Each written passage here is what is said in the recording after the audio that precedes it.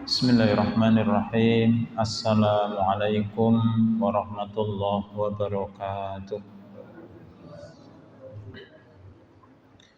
Alhamdulillahi huwallahu ahad, Allahus samad, lam yalid wa lam yulad wa lam yakul lahu kufuwan ahad.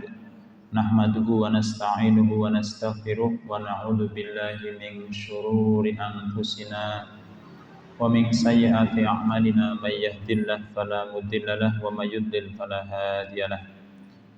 Ayyuhal hadirun rahimakumullah, usikum wa nafsi bitaqwallah kama qala ta'ala fi kitabihil karim. A'udzu billahi minasy syaithanir rajim. Ya ayyuhalladzina amanu taqullaha haqqa tuqatih wa la tamutunna illa wa antum muslimun. Radina billahi rabba wa bil islami dina wa bi muhammadin nabiyya wa rasula. Rabbi zidni ilma warzuqni fahma. Rabbi israh li sadri wa yassir li amri wahlul 'uqdatam min lisani yafqahu qawli. Bapak-bapak dan ibu-ibu rahimakumullah, jamaah Masjid Baitul Jannah, kita panjatkan rasa syukur kita kepada Allah Subhanahu wa taala. Malam hari ini kita kembali dipertemukan setelah 1 bulan berpisah, nggih. Mudah-mudahan setiap kali kita bertemu di majelis ini, baik dengan kami ataupun ustadz-ustadz yang lain, tentunya semakin menambah hasanah kita tentang agama kita, karena seberapa banyak ilmu yang kita dapat ketika kita membaca firman Allah di dalam surat Al-Kahf ayat 109. A'udzu billahi minasyaitonir rajim. Qul law kana al-bahru midadan li kalimati rabbi lanafidal bahru qabla an tanfada kalimatu rabbi walau ji'na bimislihi madada. Katakanlah, jika seandainya lautan itu dijadikan tinta untuk menuliskan kalimat-kalimat Allah, menuliskan ilmu-ilmunya Allah, maka tidak akan cukup lautan itu walaupun ditambah sebanyak itu pula. Jadi lautan semuanya dijadikan tinta untuk menulis ilmunya Allah, Bapak dan Ibu, itu dia akan kering sebelum kalimat Allah habis, walaupun ditambah dengan jumlah yang sama. Jadi mudah-mudahan setiap kali kita bermajelis ilmu, kita berdoa Rabbi zidni ilma. Nggih, Rabbi zidni ilma. Inilah satu-satunya doa yang Allah ajarkan kepada Rasulullah, ada di dalam Al-Quran surat Toha, yang minta tambahan. Tambahan apa Bapak Ibu? Ilmu. Ya Allah, tambahkanlah untuk kami ilmu. Berikutnya, mudah-mudahan salawat dan salam senantiasa terlimpah atas junjungan kita Rasulullah Sallallahu Alaihi Wasallam. Beliau lahir di bulan ini, hijrah di bulan ini, dan wafat juga di bulan ini, bulan Rabiul Awal, yang nanti insya Allah akan menjadi tema pembahasan kita. Dan Bapak Ibu rahimakumullah, menariknya ketika Allah Subhanahu wa taala berfirman tentang diri Rasulullah sallallahu alaihi wasallam di dalam surat Al-Ahzab, laqad kana lakum fi rasulillahi uswatun hasanah. Sungguh telah ada pada diri Rasulullah itu tauladan yang baik. Di situ Allah memakai kata uswatun hasanah. Uswatun hasanah itu teladan yang baik dan tidak memakai alif lam. Jadi tidak al-uswatun al-hasanah, tapi uswatun hasanah. Kalau dalam bahasa Arab, Bapak dan Ibu, sesuatu isim, ya, kata benda, kalau dia belum ditambahi al berarti belum definitif. Kalau saya sholat di masjid, nah, itu masjidnya kan belum jelas nih. Tapi kalau sudah saya sholat di masjid Baitul Jannah, kan sudah jelas. Jadi kata tambahan huruf alif lam di dalam bahasa Arab itu untuk memperjelas sholat di masjid, masjid yang mana? Makanya bukan masjid tapi al-masjid. Nah, ketika Allah tidak memakai alif lam di kata uswatun hasanah pada persoalan, pada kalimat teladan yang baik pada diri Rasulullah, berarti yang dimaksud oleh Allah bahwa teladan yang baik pada diri Rasulullah itu unlimited, tidak berbatas. Makanya yang menjadi perbedaan Rasulullah dengan manusia-manusia lainnya, Bapak dan Ibu, pada diri Rasulullah itu tidak ada sisi jeleknya. Kenapa? Tidak ada sisi jeleknya. Bapak dan Ibu cari sisi jelek dari kehidupan Rasulullah nggak ketemu. Karena Allah sudah menggambarkan beliau sebagai uswatun hasanah, baik pada semua sisi kehidupan beliau. Jadi kalau mau didetailkan lagi, pada setiap detik kehidupan Rasulullah ada teladan buat kita semua. Pada setiap detiknya loh Pak. Pada setiap detiknya itu ada teladan. Luar biasa. Yang itu tidak akan kita dapati pada manusia-manusia yang lain. Bapak Ibu rahimakumullah, ada beberapa peristiwa penting yang terjadi di bulan Rabiul Awal. Masih ingat rumusnya menghafalkan bulan-bulan Hijriah? Dulu sudah pernah kita sampaikan. Rumusnya masih ingat? Kita punya tetangga sebelah kanan namanya Musa, Roro, dan Juju. Muharram, Safar, Rabiul Awal, Rabiul Akhir, Jumadil Awal, dan Jumadil Akhir. Kita punya tetangga tiga sebelah kiri namanya Rosa, dan Dudu. Rajab, Sya'ban, Ramadan, Syawal, Dzulqa'dah, Dzulhijjah. Jadi penak nggih? Kalau sekarang Bapak Ibu ditanya bulan kelima bulan Hijriah, jawabannya tinggal diurut. Mu, sa, ro, ju. Berarti Jumadil Awal. Gampang kan? Oke. Kalau ditanya bulan ke-8, langsung mulai dari Rosa. Rosa, ro. Kan gitu? Ro kan bulan 6 nih. Rajab, Sya'ban, Ramadan. Berarti bulan Ramadan itu bulan ke-8 kan gitu ya. Mudah-mudahan menjadi ilmu bagi kita. Karena sebagaimana yang telah kami sampaikan, kalau kita menghafal bulan-bulan Masehi, urusannya dengan dunia, gaji setoran.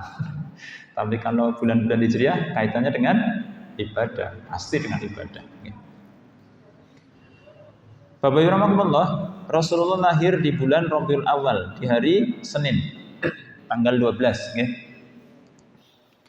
Nanti akan kita bahas kenapa Rasulullah itu lahirnya di bulan Rabiul Awal. Satu pekan itu hari yang paling mulia hari apa Pak? Hari Jumat. Kenapa tidak di malam Jumat? Hari dalam setahun yang paling istimewa apa? Hari dalam setahun khairum min alfi syahrin. Yang satunya lagi Ayyamul Asr. Ayyamul Asr, hari-hari di 10 hari di awal bulan Dzulhijjah. Jadi Rasulullah tidak Allah takdirkan lahir di malam Lailatul Qadar. Atau pada nisfu Sya'ban, atau pada hari Jumat ataupun malam Jumat. Dari 12 bulan tadi Bapak Ibu, Muharram, Safar, Rabiul Awal, Rabiul Akhir, kemudian Jumadil Awal, Jumadil Akhir, Rajab, Sya'ban, Ramadan, Syawal, Dzulqa'dah, Dzulqa'dah sama Dzulhijjah. Ada berapa bulan haram? 4. Yang pertama Dzulqa'dah, kemudian Dzulhijjah, dan Muharram. Yang satunya Rajab. Kenapa Rasulullah tidak Allah takdirkan lahir di bulan haram, di bulan-bulan mulia, tapi justru di bulan yang biasa saja, bulan Rabiul Awal. Imam Jalaluddin As-Suyuti, Bapak rahimahumullah, di dalam kitab beliau Al-Maqasid fi Hasanil Amal fil Maulid, beliau mengutip penjelasan Ibnul Hajj Al-Abdari Al-Maliki Al-Fasi terkait hikmah dibalik kenapa Rasulullah lahir di hari Senin di bulan Rabiul Awal. Ini ada pada halaman 67 dan 68. Yang pertama, hari Senin itu adalah hari di mana Allah menciptakan pohon. Saya juga baru tahu. Jadi pohon-pohon itu diciptakan pada hari Senin. Ya. Makanan pokok itu juga diciptakan hari Senin. Rizki, kemudian aneka buah dan ragam kebaikan yang menjadi logistik dan asupan manusia serta menyenangkan hati mereka. Jadi ternyata urusan makanan, urusan logistik kita Allah ciptakan di hari Senin, Bapak. Ini istimewanya hari Senin. Padahal kalau hari Senin kita disunahkan ngapain? Puasa ya.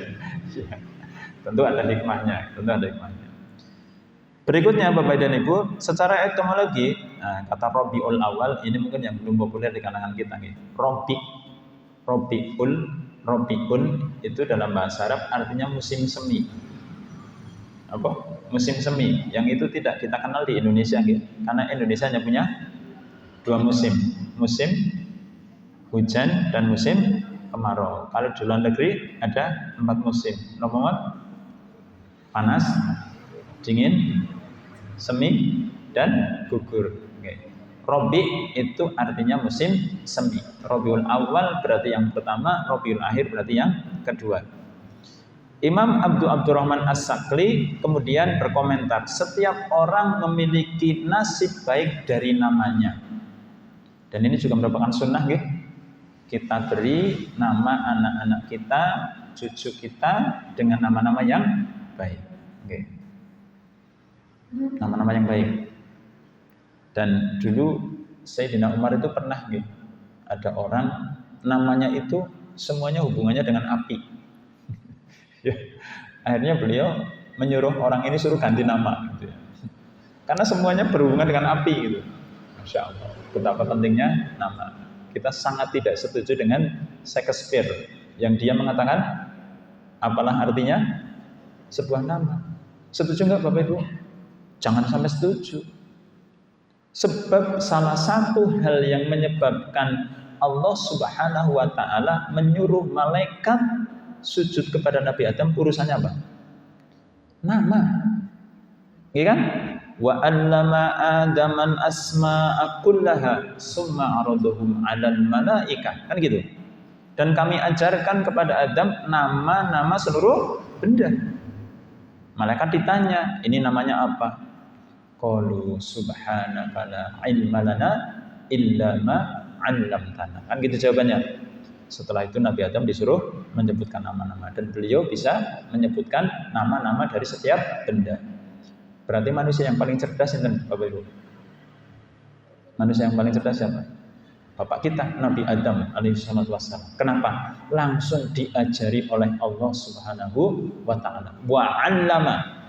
Aku ajarkan, aku kasihkan kepada Nabi Adam gitu kan.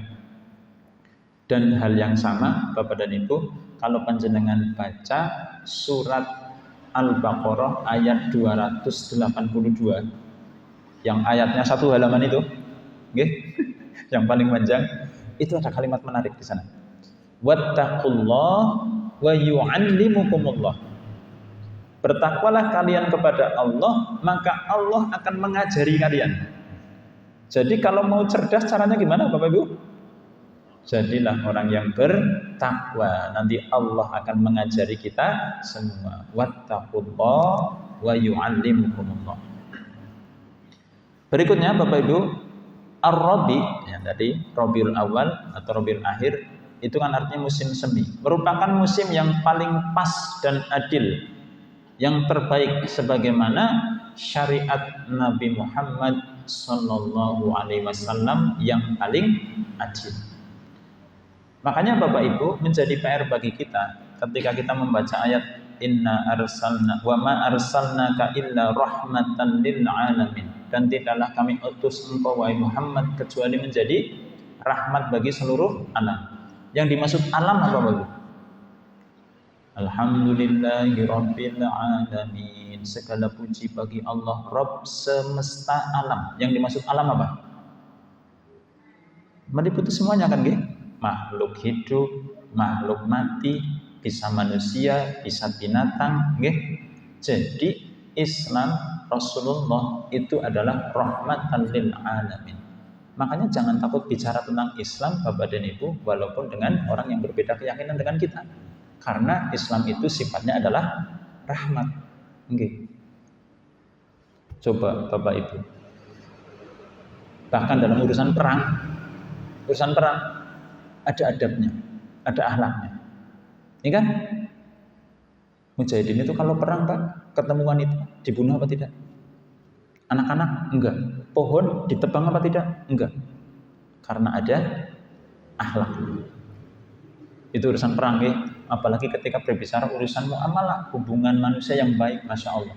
Betapa banyak ajaran Rasulullah yang mengajari kita untuk berlaku baik dengan sesama manusia, apapun keyakinannya. Kemudian Bapak Ibu, yang keempat, Allah memuliakan waktu tersebut karena kelahiran Nabi Sallallahu Alaihi Wasallam. Jadi sengaja dilahirkan di bulan Rabiul Awal supaya orang tidak mengira bahwa Nabi mulia karena dilahirkan di waktu yang mulia. Kan persepsinya berbeda kalau lahir di bulan haram kan? Oh iya, orang mulia lahir di bulan mulia kan gitu nih. Jadi makanya di dalam surat Al-Hujurat ayat 12 Bapak Ibu, itu kan ada sepotong kalimat di sana yang kalau kita renungi itu rahmat Allah yang luar biasa. Kalimat yang mana Ustaz? Inna akramakum indallahi atqakum. Sesungguhnya yang paling mulia di sisi Allah di antara kalian adalah yang paling bertakwa. Yang paling bertakwa. Siapa manusia yang paling bertakwa Bapak Ibu? Rasulullah Sallallahu Alaihi Wasallam. Jadi kenapa Rasulullah mulia? Karena beliau itu orang yang paling bertakwa. Manusia yang bertakwa itu Bapak Ibu dapat jaminan dia akan menjadi hamba yang mulia di sisi Allah Subhanahu wa Ta'ala. Coba kita lihat kalimat sebelumnya, kalimat lengkapnya di dalam surat Al-Hujurat ayat 12. Ya ayyuhan nas, inna khalaqnakum min dzakarin wa unsa wa ja'alnakum syu'uban wa qabaila lita'arafu. Kita terjemahkan kata demi kata. Ya ayyuhan nas, wahai sekalian manusia. Allah tidak menyebut ya ayyuhalladzina amanu, tapi menyebut ya ayyuhan nas, seluruh manusia. Kemudian inna khalaqnakum min dzakarin wa unsa. Aku ciptakan kalian wahai manusia dari dua unsur, napa? Laki-laki dan perempuan. Wa ja'alnakum syu'uban. Kemudian aku jadikan kalian syu'ub, berbangsa-bangsa. Wa qabail, dan berkabilah-kabilah. Lihat apa saja yang disebut oleh Allah. Satu, laki-laki dan perempuan. Yang kedua, bangsa. Yang ketiga, suku. Setelah itu, inna akramakum indallahi atqakum. Sesungguhnya yang paling mulia di antara kalian di sisi Allah adalah yang paling bertakwa. Balik lagi Bapak Ibu. Jadi ayat ini adalah rahmat Allah yang tidak terkira buat kita semua. Asal masih bernama manusia. Karena ayatnya bunyinya ya ayyuhan nas. Asal masih bernama manusia, apapun jenis kelaminnya, nggih, mau laki-laki mau perempuan, apapun bangsanya, mau kulit hitam, kulit putih, kulit sawo mateng, nggih, kulit sawo geseng, nggak ada urusan. Apapun sukunya, wa qabail, mau Sunda, mau Jawa, mau Bugis, mau Batak, nggih, nggak ada urusan. Asal dia menjadi hamba yang bertakwa, dia mulia. Itu opsi kalimat pertamanya. Yang kedua Bapak Ibu, Allah itu memberikan kesempatan kepada siapapun hambanya untuk menjadi yang paling mulia di sisi Allah. Siapapun, tidak peduli laki-laki, tidak peduli perempuan, tidak peduli dari bangsa apa, Tidak peduli dia dari suku yang mana. Nanti kalau kita perpanjang Bapak Ibu, tidak peduli dia cantik atau tidak. Tidak peduli dia ganteng atau tidak. Tidak peduli dia kuat atau lemah. Tidak peduli dia miskin atau kaya. Gini Bapak Ibu. Para sahabat itu semuanya yang menjadi pengikut Rasulullah orang kaya atau orang miskin? Ada yang orang kaya, ada yang orang miskin. Cantik-cantik apa jelek-jelek? Ada yang cantik, ada yang jelek. Gitu. Wajahnya maksudnya. Kuat atau lemah? Ada yang kuat dan ada yang lemah. Tapi kita lihat Bapak Ibu, sukses Rasulullah membina sebuah generasi yang Allah sebut sebagai kuntum khaira ummatin ukhrijat linnas. Kalian itu adalah generasi terbaik yang pernah dikeluarkan. Kan itu? Kuntum khairu ummatin ukhrijat linnas. Jadi para sahabat itu generasi yang enggak ada duanya Bapak Ibu. Apa itu lahir dari unsur yang sama, kecerdasan yang sama, kekayaan yang sama? Tidak. Dari berbagai unsur lapisan masyarakat. Dan Rasulullah betapa pandai, betapa cerdas memanage mereka semua sehingga menjadi generasi yang sempurna. Bapak rahmatullah, itu yang pertama. Bulan Rabiul Awal adalah bulan di mana Rasulullah dilahirkan. Peristiwa yang kedua yang terjadi di bulan Rabiul Awal adalah peristiwa hijrah, Bapak Ibu. Hijrah. Hijrah ini menjadi peristiwa yang sangat penting, baik di dalam sejarah Islam itu sendiri atau di dalam syariat. Karena di akhir surat Al-Anfal, Bapak Ibu, itu Allah menceritakan nanti ada sahabat yang ketika yang lain hijrah, dia tidak mau hijrah. Apa akhirnya yang dia dapat? Apa akhirnya? Ketika perang Badar, yang nggak mau hijrah ini Bapak Ibu dibawa oleh pasukan musyrikin Quraisy perang Badar. Akhirnya ada yang terbunuh. Kaum mukmin, kaum muslimin yang tidak mau hijrah ini kemudian yang terbunuh di perang Badar dihukumi oleh Allah masuk neraka atau masuk surga Bapak Ibu. Padahal dia muslim loh. Urusannya kenapa? Enggak mau hijrah. Nggih. Innal ladzina tawaffahumul malaikatu zalimi anfusihim qalu fima kuntum. Disebutkan di dalam surat An-Nisa. Sesungguhnya orang-orang yang diwafatkan oleh malaikat dalam kondisi mereka mendolimi dirinya sendiri.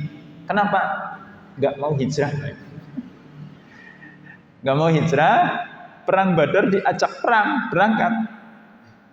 Berhadapanlah mereka dengan Rasulullah Shallallahu Alaihi Wasallam. Mereka kemudian ada yang terbunuh. Vonisnya apa Bapak Ibu? Ulaika ma'wahum jahannam wasa'at masiro. Urusannya kenapa? Tidak mau hijrah. Jadi hijrah menjadi peristiwa yang sangat penting di dalam kehidupan kaum muslimin. Dan ini adalah tonggak peradaban Islam yang pertama Bapak Ibu. Oke, di mana kaum muslimin kemudian punya kedaulatan sendiri, bisa kemudian punya kesempatan untuk mempraktekkan syariat secara kafah di Madinah.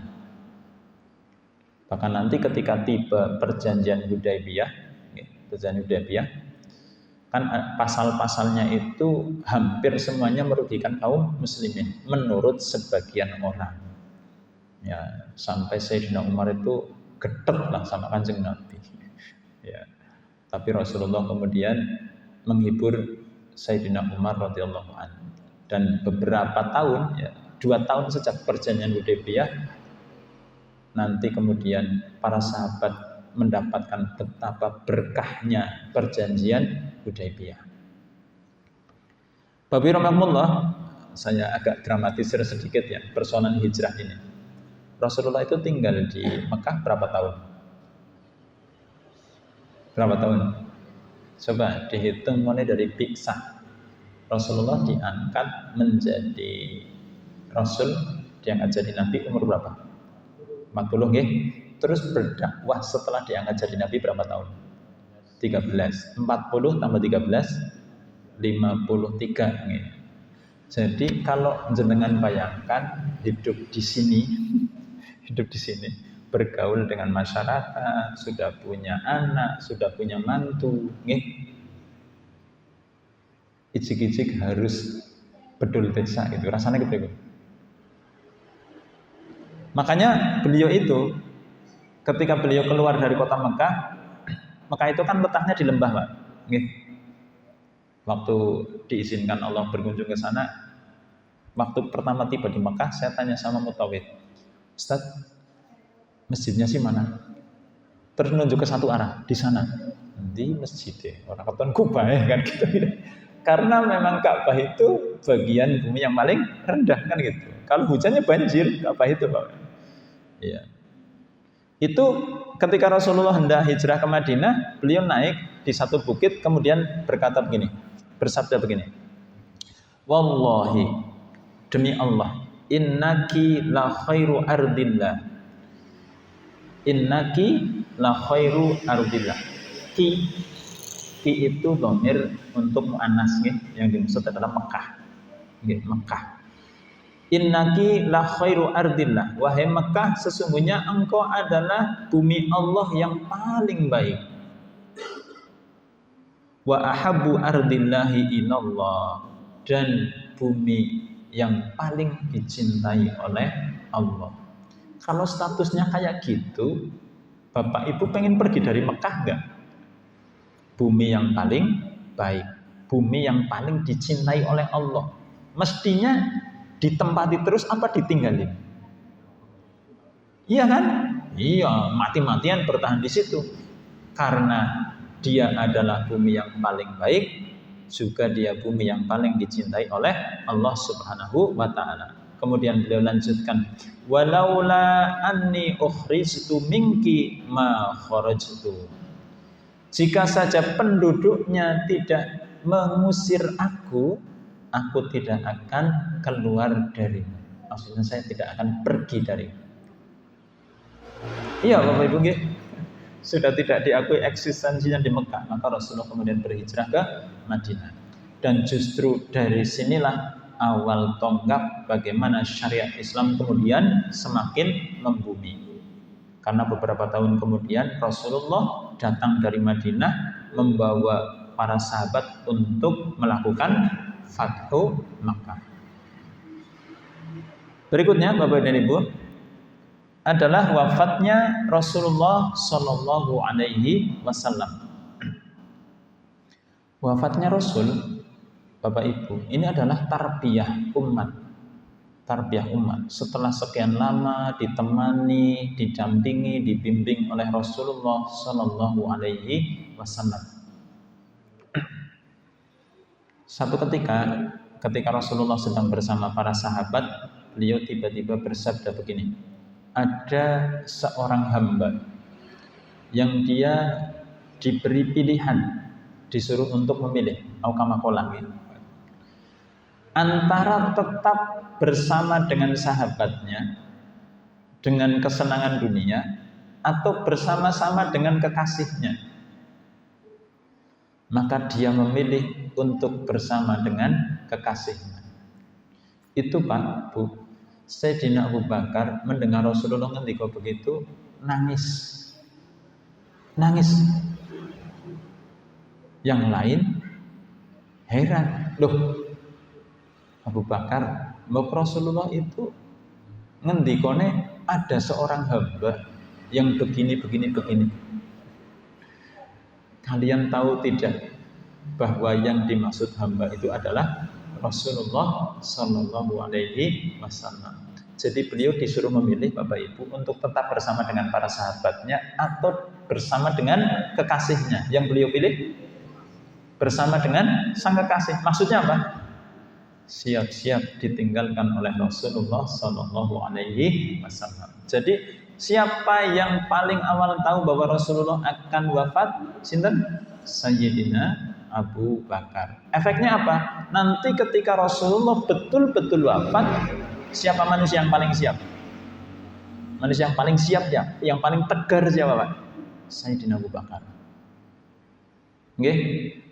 Begitu dikabarkan Rasulullah wafat, Sayyidina Umar itu langsung Pak Siapa yang berani mengatakan Rasulullah wafat, aku potong lidahnya. Medeni bukan? Beliau itu seperti dulu Nabiullah Musa yang hanya berkunjung beberapa hari menjumpai rohnya, nanti akan kembali lagi gitu. Beritanya kan disampaikan kepada Sayyidina Abu Bakar bahwa Rasulullah sudah wafat. Maka Sayyidina Abu Bakar datang berkunjung kepada rumah Rasulullah SAW. Setelah itu beliau berusaha menenangkan Umar, Sayyidina Umar. Beliau masuk ke kamarnya Kanjeng Nabi, membuka tirai yang menutupi wajah Rasul, dan beliau betul-betul menyaksikan bahwa Rasul sudah wafat. Maka beliau kemudian mengatakan, kematian yang Allah janjikan kepadamu telah datang. Terus beliau keluar kamar, berusaha menenangkan Sayyidina Umar, tapi tidak tenang juga Bapak Ibu. Kemudian beliau berkhutbah. Barang siapa yang menyembah Muhammad, dia telah mati. Barang siapa yang menyembah Allah, dia tidak pernah akan mati. Barang siapa yang menyembah Muhammad, dia telah mati. Barang siapa yang menyembah Allah, dia tidak pernah mati. Kemudian Sayyidina Abu Bakar membacakan ayat nopo Bapak Ibu. Wa ma Muhammadun illa rasul qad khalat min qablihi rusul afa imata au qutilan qalabtum ala aqabikum wa may yanqalib ala aqibaihi falayadurrallaha syai'a wa sayajzillahu syakirin. Wa ma Muhammadun illa rasul, dan Muhammad itu hanyalah seorang rasul. Afa immata au qutilan qalabtum ala aqabikum, apakah jika dia itu mati, wafat, atau dia terbunuh, kemudian engkau akan berbalik ke belakang? Bapak Ibu rahimakumullah, disinilah kita mengambil satu pelajaran. Ketika dibacakan ayat itu, apa komentarnya Sayyidina Umar? Komentarnya begini Bapak Ibu, seolah-olah ayat itu baru turun. Padahal beliau hafal Quran enggak? Sayyidina Umar hafal Quran enggak? Beliau termasuk orang yang sangat gigih belajar Al-Quran. Untuk belajar surat Al-Baqarah saja beliau habiskan waktu 13 tahun. Bapak-bapak sudah belajar surat Al-Baqarah berapa tahun? Apa belum? Sayyidina Umar itu belajar surat Al-Baqarah berapa tahun? 13 tahun. Oke, Masya Allah. Itu berkomentar seolah-olah ayat itu baru turun. Bapak Ibu, apa pelajarannya? Kadang-kadang ada saudara kita yang sebetulnya paham tentang ilmu yang sedang dia hadapi, masalah yang dia hadapi, tapi perlu kita ingatkan, ya? Perlu kita ingatkan dengan hadis, perlu kita ingatkan dengan ayat, gitu, ya? Ada teman kita rasanya, Ustadz, ya Allah, nggak ada nih orang yang masalahnya seberat saya. Bacakan aja ayat nawa, la yukallifullahu nafsan illa wus'aha. Allah itu tidak akan membebani seseorang, melainkan sesuai dengan kemampuannya. Oh, jadi komentar kayak Sayyidina Umar, seolah-olah ayat itu baru turun. Bisa jadi Pak, bisa jadi. Iya, karena ketika kita merenungi ayat itu, tidaklah Allah memberikan masalah buat seseorang, kecuali sebetulnya Allah tahu pasti bahwa orang ini sanggup untuk mengatasi. Cuma kadang-kadang keyakinannya, orang yakin, rasanya abot banget. Gini ngomongin aku, masalah aku kujen masalah abot temen. Padahal kalau ingat ayat la yukallifullahu nafsan illa wus'aha. Apalagi ketika di ujung surat Al-Baqarah kan ada doanya gitu. Doanya yang mana coba? Coba diurut. Doanya nggih. La yukallifullahu nafsan illa wus'aha laha ma kasabat wa 'alaiha maktasabat rabbana la tu'akhidna in nasina aw akhtana rabbana wa la tahmil 'alaina isran kama hamaltahu 'alal ladzina min qablina. Terus rabbana wa la tuhammilna ma la taqata lana bih wa'fu anna waghfir lana warhamna anta maulana fansurna 'alal qaumil kafirin. Tadi itu Pak Bu. Rabbana wala tuhammilna ma la taqata lana bih. Ya Allah, janganlah Engkau bebankan kepada kami persoalan masalah yang kami tidak sanggup untuk memikulnya. Ada doanya. Jadi kalau sudah berdoa seperti itu, kira-kira dikasih masalah sama Allah, jadi enteng apa enggak? Enteng, karena kita yakin bahwa masalah yang Allah hadapkan kepada kita sudah disiapkan solusinya. Demikian Bapak Ibu rahimakumullah, 3 peristiwa yang terjadi di bulan Rabiul Awal. Yang pertama adalah lahirnya Rasulullah, yang kedua adalah hijrahnya Rasulullah, dan yang terakhir adalah wafatnya Rasulullah. Mudah-mudahan kita senantiasa bisa mengambil pelajaran dari apa yang kita dapatkan di dalam majelis ilmu kita. Aku lupa lihat wa astaghfiru innahu huwal ghafurur rahim. Kita akhiri dengan hamdalah dan doa kafaratul majlis. Alhamdulillahirabbil alamin. Subhanakallahumma wa bihamdika asyhadu an la ilaha illa anta astaghfiruka wa atubu ilaik. Kurang lebih mohon maaf. Wassalamualaikum warahmatullahi wabarakatuh.